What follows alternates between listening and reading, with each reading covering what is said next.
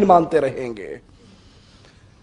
تبلیغی جماعت کے بہت بڑے عالم مولانا طارق جمیل، ان کی ایک ویڈیو دیکھنے کا اتفاق ہوا، ان کی ایک تقریر سننے کا اتفاق ہوا، میرے پاس موجود ہے، آپ بھی دیکھیے، ہم نے تو دیکھی اور روئے، آپ بھی دیکھو اور سنیت کی غیرت کے مر جانے پر کرو، آپ بھی دیکھو اور اپنے دل سے اصحاب محمد کی محبت کو نہ مٹاؤ، کہ جس کے دل میں محمد کے صحابہ کی محبت نہیں رہتی وہاں پر ایمان بھی نہیں رہتا۔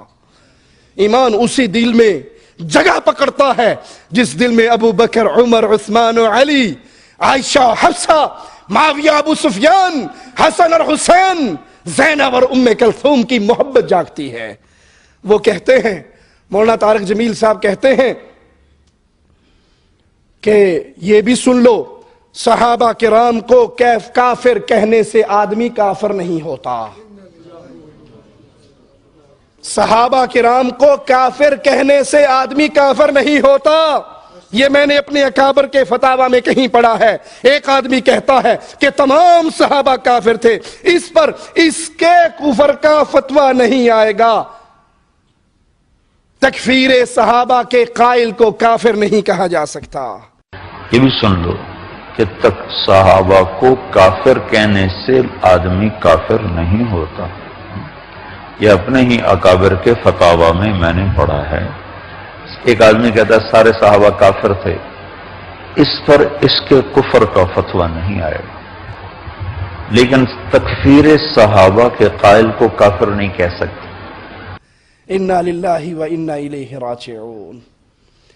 خود ساختہ امت کے جوڑ کے لیے بے قرار ہونے والے مولویوں، اگر تم صحابہ کے ایمان پہ امت کو جوڑنا چاہتے ہو تو یہ خسارے کا سودا ہے۔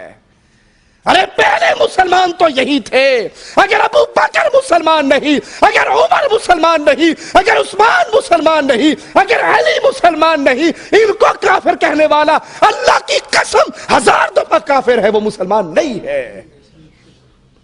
تمہاری غیرت اس کو مسلمان مانتی ہے تو مان لے۔ توحید کو اپنے سینے میں جگانے والے کی غیرت ابو بکر، عمر، عثمان کو کافر کہنے والے کو کبھی مسلمان نہیں کہہ سکتی۔ جاؤ ہماری روح اور جسم کے رشتوں کو توڑ دو، جاؤ ہماری ہڈیوں اور گوشت کو جدا کر دو، جاؤ ہمیں زندگی سے موت کا جام پلا دو، دھرتی کے اوپر سے دھرتی کے نیچے دفن کر دو۔ ابو بکر، عمر، عثمان کو کافر کہنے والے کو پھر بھی مسلمان نہیں مانتے۔ تم نے اسلام کی ساری بنیادیں ہی گرا کر رکھ دی۔ یہ مسلمان نہ بچے تو مسلمان کون ہے؟ ارے اگر ابو بکر نہ ہوتے، عمر نہ ہوتے، عثمان نہ ہوتے، تم بر صغیر والوں ہندوؤں کے مندروں میں ٹل کھڑکا رہے ہوتے، بتوں کے سامنے سجدہ ریز ہوتے۔ عثمان رضی اللہ عنہ وارضاہ، ذی النورین عثمان، بلوچستان کے ساحل پہ اپنے دور خلافت میں فوجیں نہ اتارتے، برصغیر میں ایمان نصیب نہ ہوتا۔ معاویہ رضی اللہ عنہ وارضاہ بحری پہلا بیڑا بنا کر قسطنطنیہ کو فتح نہ کرتے، اسلام کیسے پھیلتا؟ جنہوں نے اسلام کو پھیلایا تم نے انہی کے ایمان کے انکار کرنے والے کو ایمان کا سرٹیفکیٹ دے دیا۔ یہ صرف اس لیے کہ تاکہ تمہارے چلے چلتے رہیں، تمہاری محبتیں چلتے رہیں، ہر کوئی کہے جی بڑے بے ضرر ہیں، کسی کو کچھ نہیں کہتے۔ یہ بے غیرتی ہے، یہ ایمان ہمیں قرآن اس کے خلاف درس دیتا ہے۔ جذبات میں نہیں کہہ رہا ہوں، اپنے پاس سے نہیں کہہ رہا ہوں، آؤ محمد کریم پہ نازل ہونے والا رب کا کلام سناؤں۔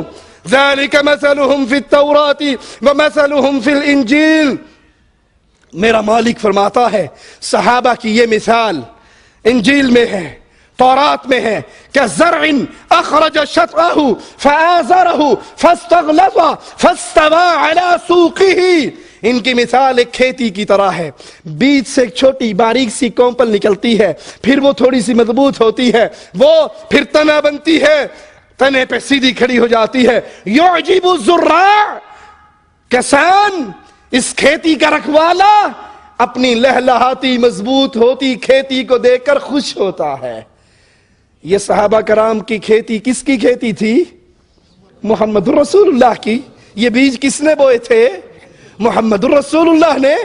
یہ کھیتی محمد کریم کی، مثال صحابہ کی تھوڑے تھے، علی، ابو بکر، خدیجہ، بلال۔ پھر یہ کھیتی پھیلنے لگی، یہ مکہ میں پھیلی، یہ مدینہ میں پھیلی، یہ جزیرہ عرب میں پھیلی۔ پیارے حبیب اس کو دیکھ کر خوش ہوتے تھے۔ اگلا جملہ سنیے اور ان دیوس مولویوں کو سنائیے جو صحابہ کے دشمنوں کو، ان کو کافر کہنے والوں کو مومن مانتے ہیں۔ لِيَغِيظَ بِهِمُ الْكُفَّارِ، صحابہ سے نفرت کافر کرتا ہے۔ اس کھیتی کو دیکھ کر کس کو غصہ آتا ہے؟ غیظ و غضب میں کون تڑپتا ہے؟ محمد کریم کی بڑھتی ہوئی کھیتی کو کون برداشت نہیں کر سکتا؟ جو ان صحابہ سے نفرت کرے، بغض کرے، ان کے سینوں میں آگ جلے۔ ابو بکر، عمر، عثمان کا نام سن کے قرآن اس کو کافر ہونے کا سرٹیفکیٹ دیتا ہے۔ مولوی صاحب تم جتنا مرضی اسے مسلمان کہہ لو، قرآن مسلمان نہیں مانتا۔ قرآن حکیم کی یہی آیت، قرآن حکیم کی یہی آیت بیان کر کے امام مالک رحمہ اللہ فرماتے ہیں کہ صحابہ کرام سے نفرت کرنے والا، بغض رکھنے والا کافر ہے، مسلمان نہیں۔